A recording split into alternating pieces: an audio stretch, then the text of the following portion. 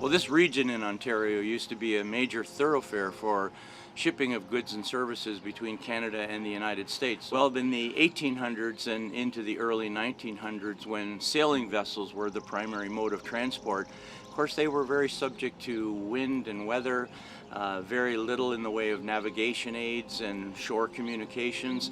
So there were a lot of shipwrecks in this area. I mean, they say, up to 30 shipwrecks. There's probably a ton more that they've just never found.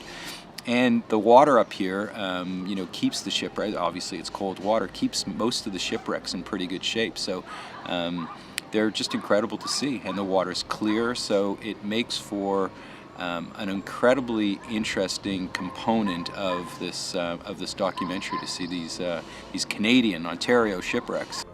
Excellent. Interesting to see the size of the ribbing in those old sailboats, right? Built in the mid kind of 1800s.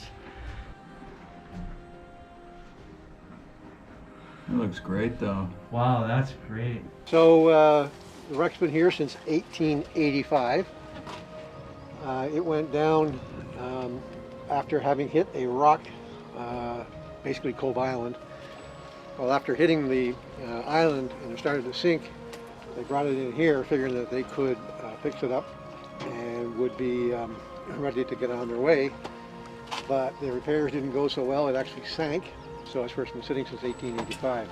We're hearing our captain, Peters, explaining a lot about that history. And it was my first visit to that wreck, so it was just stunning to see such an incredible piece of history in shallow water, just right there. It's really like an underwater playground for divers.